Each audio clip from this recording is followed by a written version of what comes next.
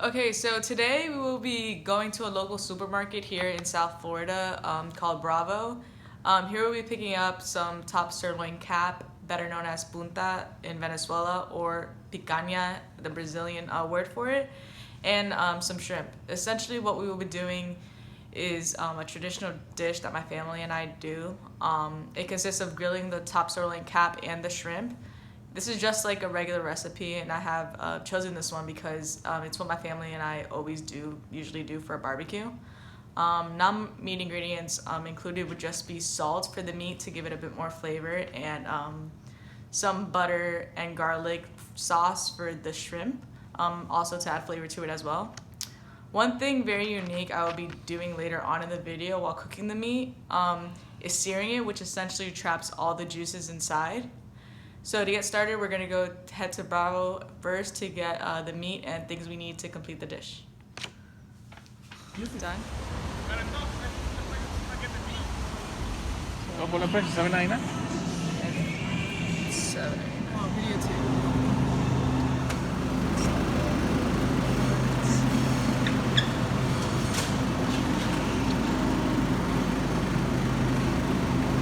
So this is the time that we're leaving the store. Bravo's right there, and we're leaving at 1:20. And 1:39 p.m. is when we arrived back at the house from the store, as you can see. So we put the meat products in the fridge instead of the freezer because we were going to put them on the grill within 20 minutes.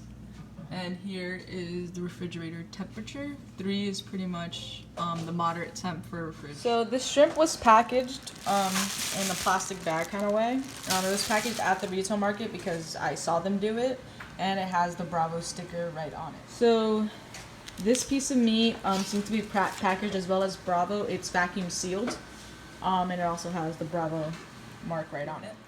Yeah. You can still hear it fine? Yes. You think so? Yes. Okay. So to avoid cross-contamination, we're gonna wash our hands thoroughly. Right now we're gonna get ready to peel the shrimp to get ready for it to be put on the grill. And then we also have some gloves to kind of further prevent cross-contamination and make it more secure and safe.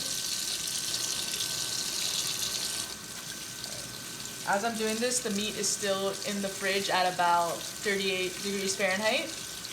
We're gonna take that out right when we're done peeling the shrimp, and we'll get ready to put both on the grill at the same time. Prepare the sauce with the butter and garlic. Okay. Alright, so Okay. here we go. Let's go. So here we are, we're gonna peel the shrimp, tearing off the tail portion and then the shell portion as well.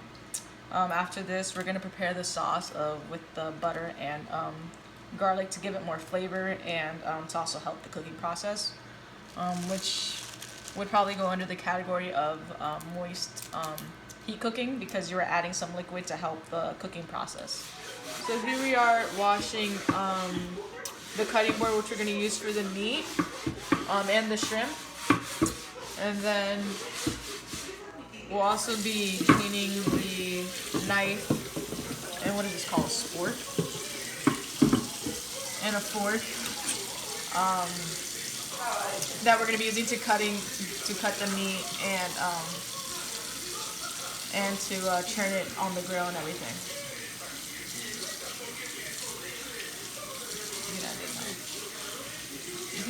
Oh, gosh, heating the grill.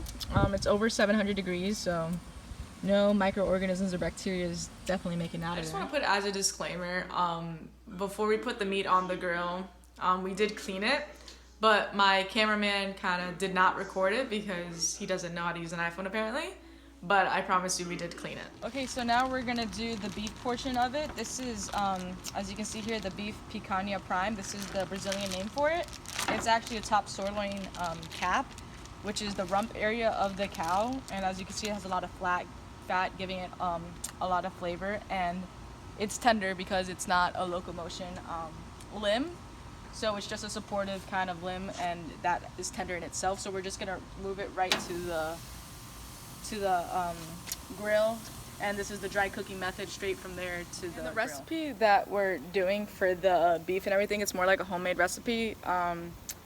The top sirloin cap, it's very popular in Venezuela, and that's pretty much where my heritage is. So that's essentially what we're doing. We're just going straight from the grill. Same with the shrimp. We got it ready on the spikes to put it on the grill. So yeah, it's just pretty much a homemade recipe. It's not really, it's more of a cultural thing. Venezuela, it's very popular for the punta and things like that. The time from the fridge to the grill was approximately 20 minutes for the meat, so it was very quick. You can see as I'm kind of handling the meat here, there's like this thick layer of fat that will also give it plenty of flavor as well. Pretty much how it looks now that it's kind of already cooked. You kind of see the crusty side already developing, the crust kind of developing. And then here you can kind of see it kind of having the right color to it, so we're getting there slowly but surely. This is the internal temperature of the meat before we cut it. It's at about 120 right now. After we slice it, we will then put these slices on the grill and cook them to the internal temperature of 145 degrees. That's it. And now we're putting the slices on the grill, and then we put the salt on top of it. And then when we flip it over, we'll put the salt on that side again once we see that it starts getting juicy on one side.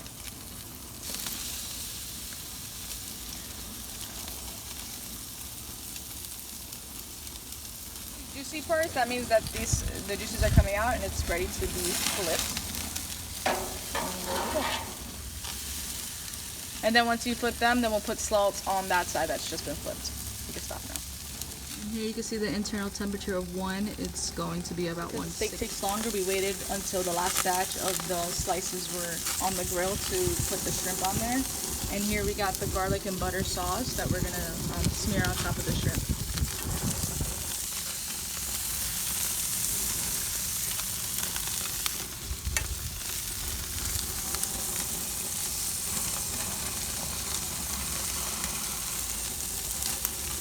And these are the side that are pretty much done. This is the final results with all the top sirloin caps on there, and then the shrimp scampi on top. And I think I forgot to mention that the top sirloin cap is actually intact, which makes it easier to cook because you just have to cook the internal temperature to 145 at least, and not the whole thing has to be cooked to 145. Okay, so the total serving cost would be, since there's 10 pieces of shrimp and 5 on one skew, we're gonna do, one skew is gonna be a serving, so we're gonna do 455 divided by 2, and that essentially comes out to 228. And then for the beef, the whole thing is 1843 divided by the 12 slices that we did, and that comes out to 307.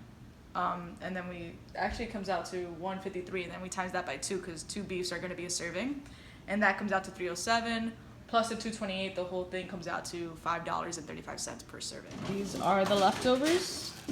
We kind of put them in a bowl and put paper around it, put Saran wrap around it, and then we are going to store it right here in the fridge. And there it is in the fridge above some rice and some fish, but there it is, because most likely it will be gone by morning. Okay, so to kind of answer some questions that might not have been answered in the video, I kind of wanted to address whether it was the meat was needle tenderized or was any enhancement done. It wasn't, because the top sirloin cap, it's tender enough as it is, being from that part of the cow, and so it doesn't really need any enhancement to make it more juicy or give it any more flavor.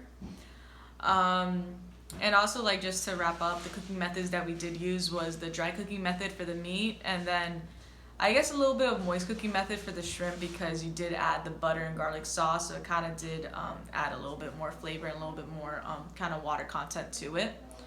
And then all in all, the flavor was great that came out, and everyone kind of ate it, loved it. So all in all, it came out to be a pretty good dish.